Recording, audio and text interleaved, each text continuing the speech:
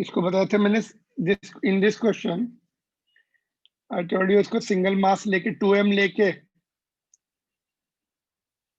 पहले वाली इक्वेशन जो रिलेशन बनाए थे एक्सीलरेशन के, उससे m1 minus m2 upon m1 plus m2 g/3 आ जाएगा।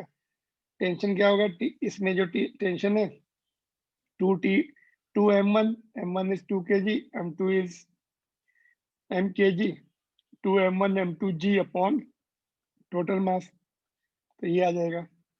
अभी इसका टेंशन निकालना है, यहाँ का टेंशन, तो इसकी एफबीडी बना के इक्वेशन बना लो, mg नीचे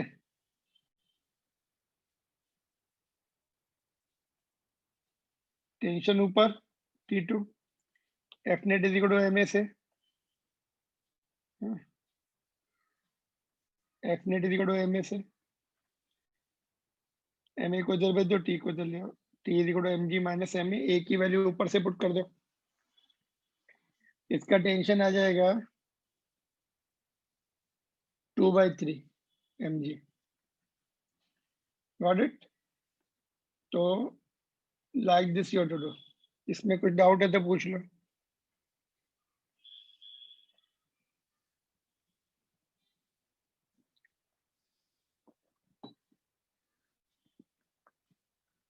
पहले ऊपर वाला जो फार्मूला सीखा था ना, ये वाला,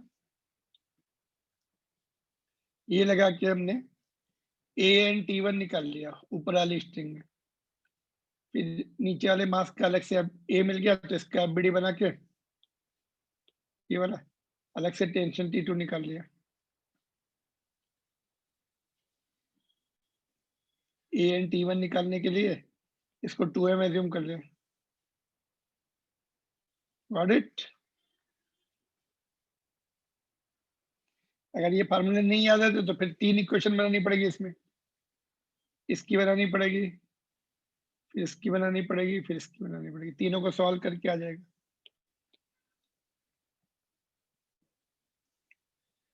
एफबीडी बनाना सीखा ही हम लोगों ने।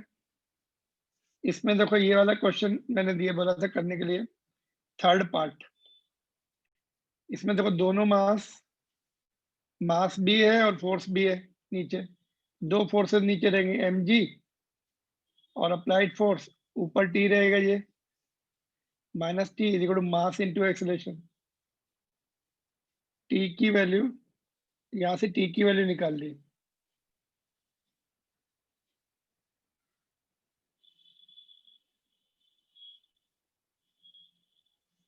समथिंग हैज गॉन रॉन्ग, इसमें कुछ गड़बड़ हुई है। देखो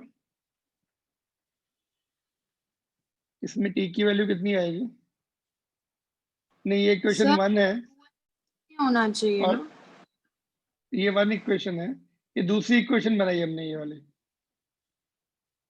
देखो ये जो है इक्वेशन 1 है ये वाले ब्लॉक की, ए की, तो ये ए के लिए लिखी हमने इक्वेशन और ये बी के लिए लिखी। तो बी से जो टेंशन मिला हमें, वो टेंशन इक्वेशन 2 हो गई, वो टेंशन हमने यहाँ पुट कर दिया। तो ये mg as it is minus tension की वैल्यू mg माइनस ma, एक mg चला गया और ये ma को जल ले आए, 2ma हो गया, बाद में mm भी कैंसिल हो गया। तो मतलब इसमें ए एंड बी दोनों ब्लॉक की इक्वेशन लिखो और ए के लिए सॉल्व कर लो, टी की वैल्यू ऊपर पुट करके ए के लिए सॉल्व कर लो, ठीक है।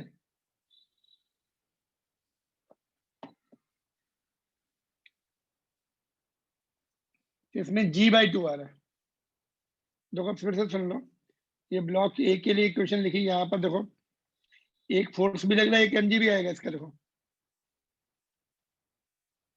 दोनों फोर्स नीचे, टेंशन ऊपर T is equal to ma, और बी ब्लॉक के लिए ये ऊपर जा रहा है, T पहले mg बाद में इज इक्वल टू ma, यहाँ से T की वैल्यू निकाल के यहाँ पुट कर दे। ऑलराइट,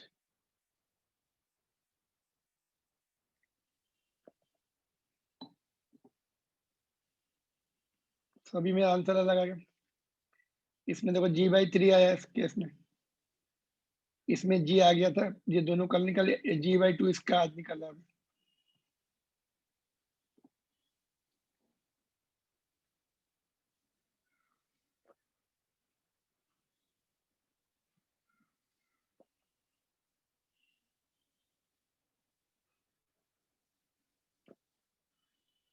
ओके,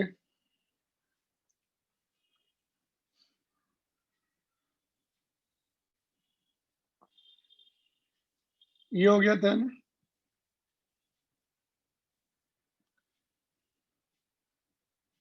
वेइंग मशीन वगैरह की मैंने पहले बता भी दिया तुम्हें। देखो वेइंग मशीन पे जब खड़े होते हैं, पहले भी हमने इसकी इक्वेशन बनाई ऐसे, यहाँ पे अगर खड़े हुए हैं तो इसका जो वेट होता है अपना,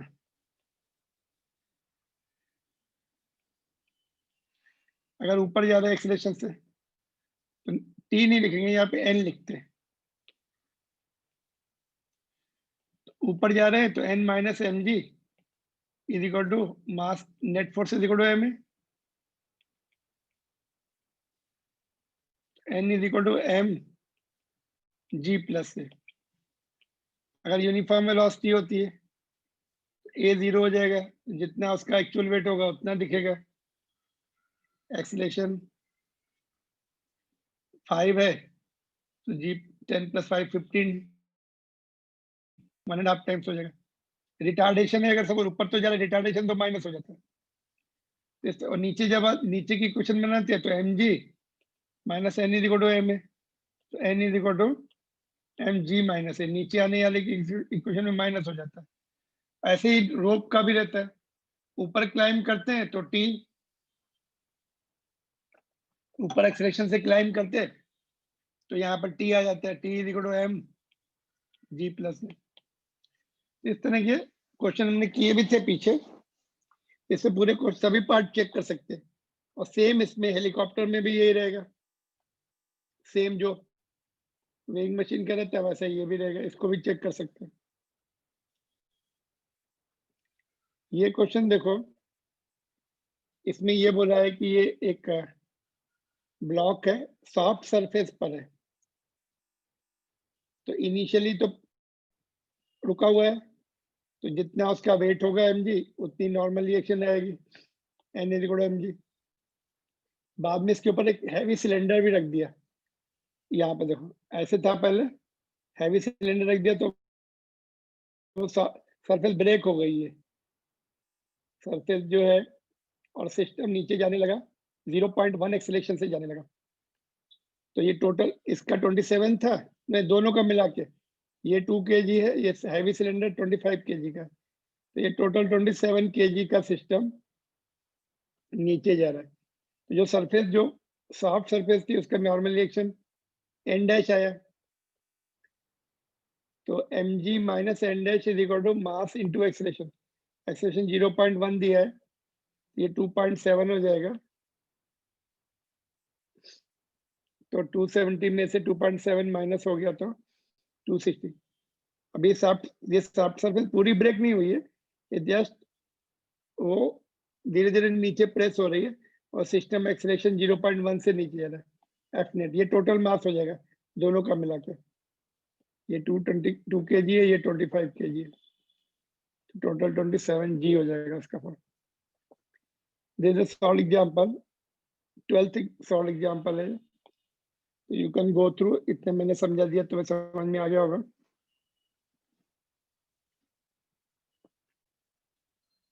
सॉफ्ट हॉरिजॉन्टल सरफेस, बाद में हैवी सिलेंडर जब रखा तो ब्रेक हो गई, वो एक्सेलेरेशन 0.1 से नीचे जाने लगे, तो इसको बस एज ए सिंगल पीस मान लो इसको, अलग अलग इक्वेशन मत बनाओ, उसमें फिर तुम्हारा टाइम वेस्ट होगा। एज ए सिंगल पीस मान लो इसको, ठीक है।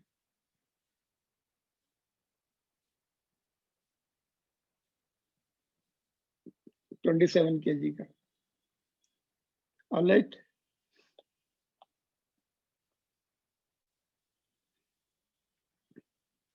कितनी एक्सेलेरेशन से नीचे जा रहा है? 0.1 से।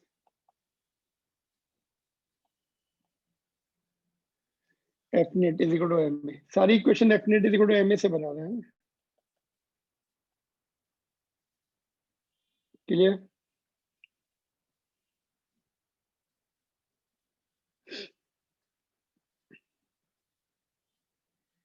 ये हो गया था 21 उस दिन। सेकेंड पार्ट भी होप तुमने कर लिया होगा। थर्ड पार्ट ये 22 का भी हो गया होगा। अगर सडनली ब्रेक होगी तो कैसे जाएगा stone? It will be stone flies off tangentially from the instant string breaks। जहां पे ब्रेक होगा, समझ यहाँ पे ब्रेक हुआ तो ऐसे जाके नीचे आएगा। इधर ब्रेक हुआ तो ऐसे जाके प्रोजेक्टाइल बना के नीचे आएगा टेंजेंशियली। 23 अपने आप just go through and try to write the answer 23rd के।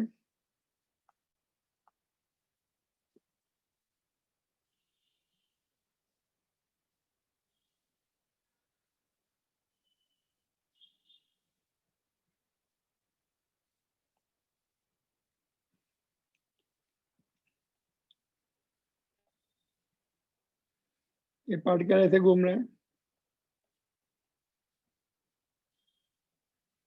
If the particle moves in the circle with the speed v, the net force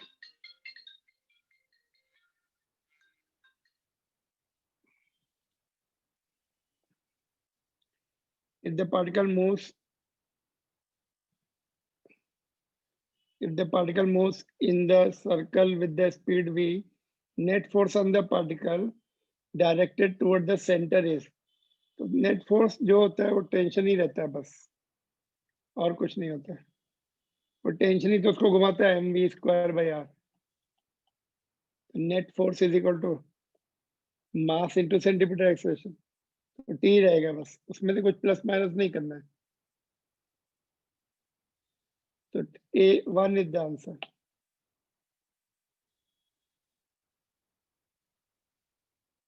जब वर्टिकल में होता है तब उसमें टेंशन में से प्लस माइनस करना पड़ता है कुछ mg। अभी कुछ नहीं करना पड़ता है ना। तो 1 is the answer.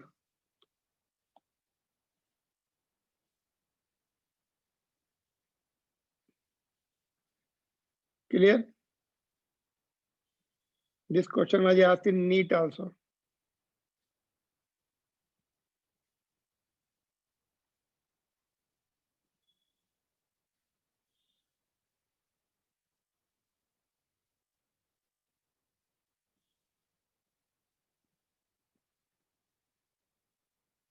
Length r की जगह l रहेगा।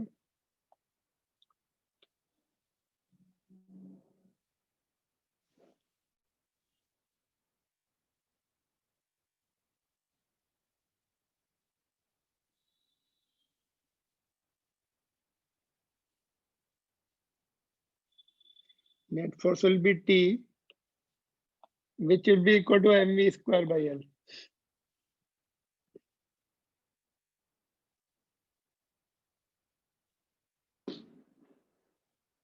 इसमें कोई डाउट है? सर हम सब्ट्रैक्ट या ऐड mv²/l कब करेंगे टी में? मतलब कौन एक से ये केस में? तो नहीं करेंगे। वर्टिकल सर्कुलर में mg प्लस माइनस होते हैं। बट यहाँ पे एक पॉइंट मैं बता दूं, देखो अगर ऐसा होता है ये क्वेश्चन कि observer is sitting here, observer mass के ऊपर बैठ गया है, ठीक है, ऑब्जर्वर कहाँ बैठा है? मास के ऊपर। तब उसको तो रेस्ट पर दिखेगा, तब वो सूडो फोर्स भी लगाएगा। अगर ऑब्जर्वर बैठा हुआ रोटेटिंग फ्रेम में है तब वो बोलेगा टेंशन, उसको तो रेस्ट पर दिखेगा। तब टी इनवर्ट फोर्स ये ऐसा, और pseudo force T F pseudo force का कितना होगा? सूडो फोर्स कैसा होता है? Mass into centrifugal acceleration which is v square by l।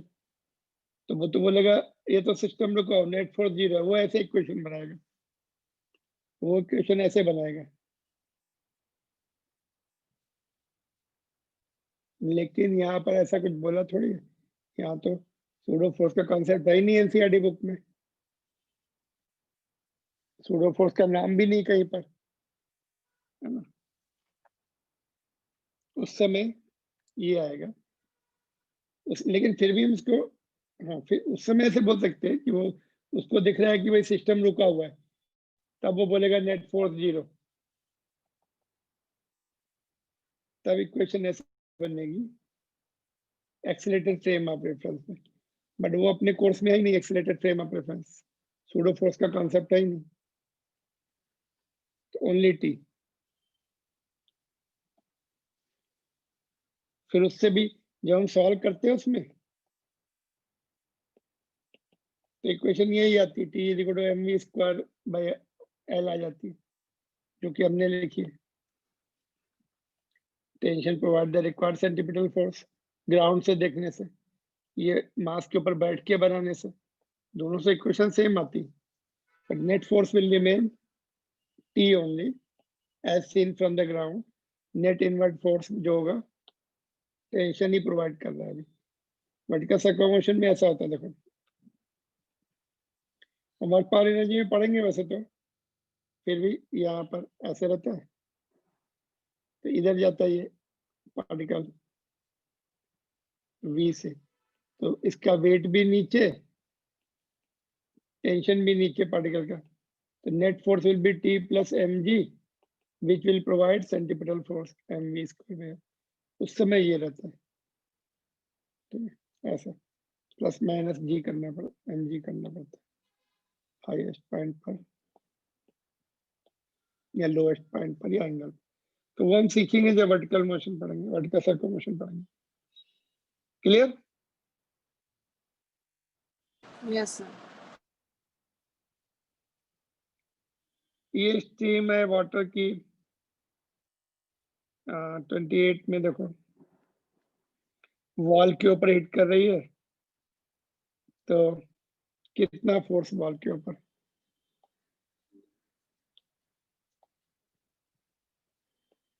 यहाँ से स्प्लैश होने के बाद नीचे बाउंस बैक नहीं हो रही, F is equal to change of momentum है ना, फाइनल वेलोसिटी तो 0 हो रही, M V minus U by T, mod ले लेते, मास पर second, okay, M by T into U, ये वी 0 हो रहा है, मास पर सेकेंड दिया हुआ है कितना 15, नहीं वेलोसिटी दी है we, mass, okay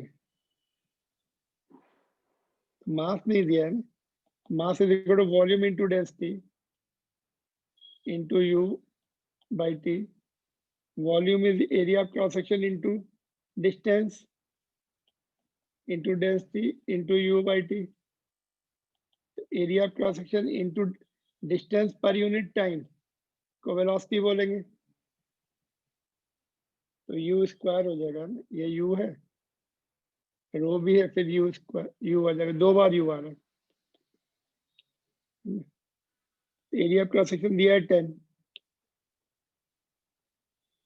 to the power कितना दिया है, -2 दिया हुआ है ना, 10 to the power -2। A rho U square या वी स्क्वायर जो भी सिंबल दे दो, रो कितना होता है वाटर का, 10 टू दी पावर 3 होता है, 1000 होती है डेंसिटी पानी की, यू कितना है 15, तो 15 इंटू 15 225, तो 2250 न्यूटन, गॉट इट, 2250 है क्या आंसर? हाँ सही है,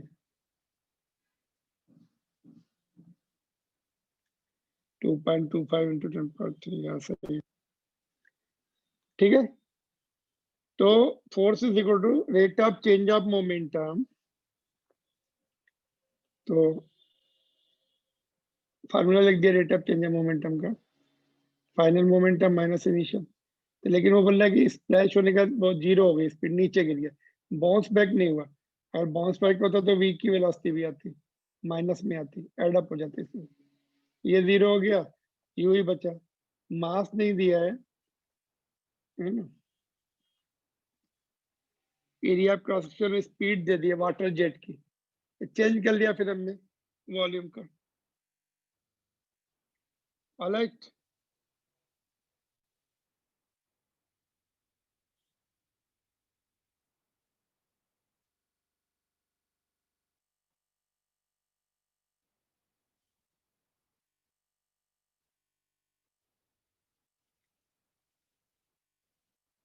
तो 29 क्वेश्चन अपने आप करो। ये क्वाइन एक के ऊपर क्वाइन रखे, है ना, तो ये अपने आप ही करना है क्वाइन वाला। ऊपर वाले क्वाइन फोर्स करेंगे नीचे वाले को, है ना। बोला है कि 7th coin counted from bottom,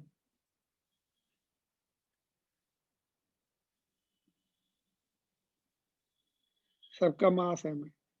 give the magnitude and direction of the force on the 7th coin.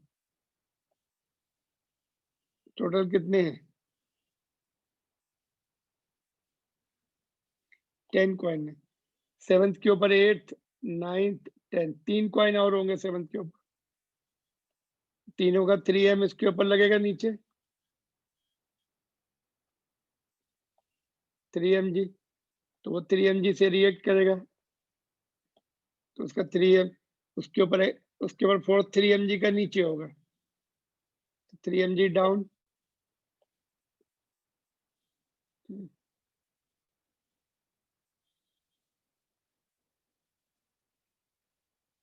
इस तरह से क्वेश्चन करो इसको, बाकी बाकी पार्ट अपने आप करो 29th के।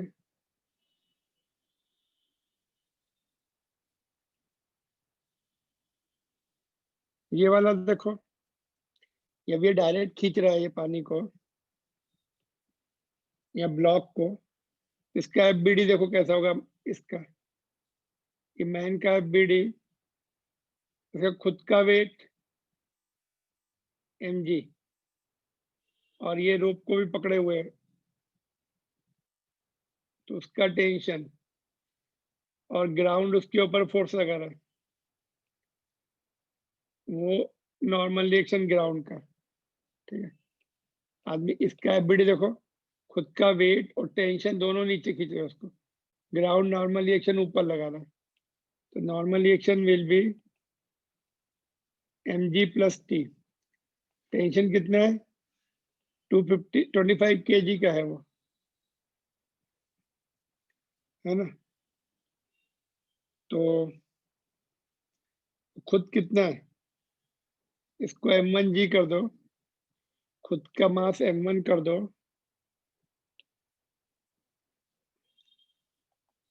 m1g। इसका एफबीडी ये कितना होगा? m2g will be equal to t, तो t will be m2g, m1g plus m1 plus m2,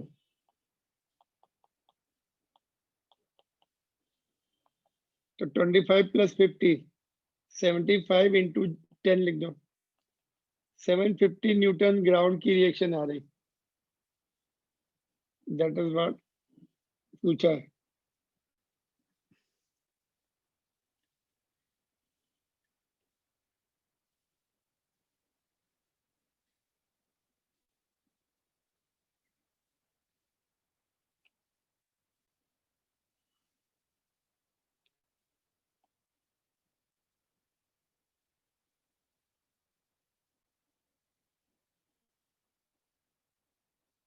alright,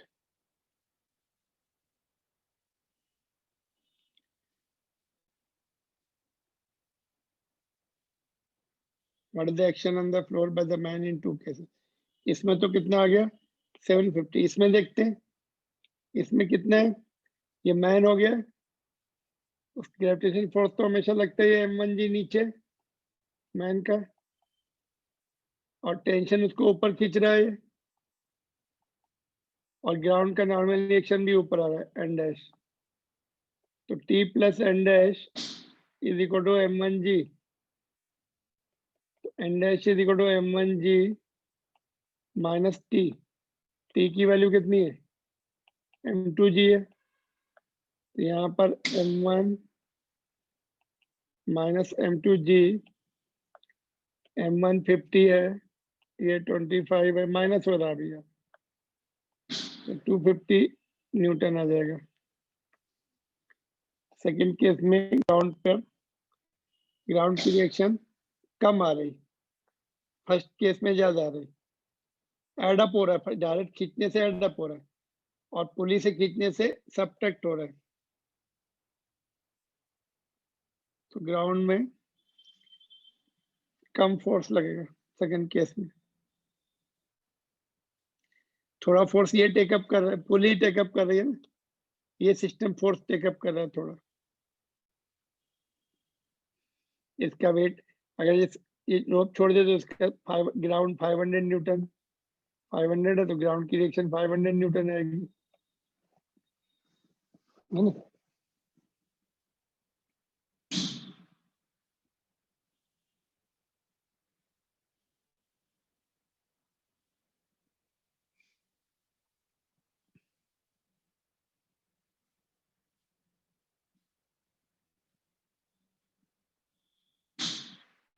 alright,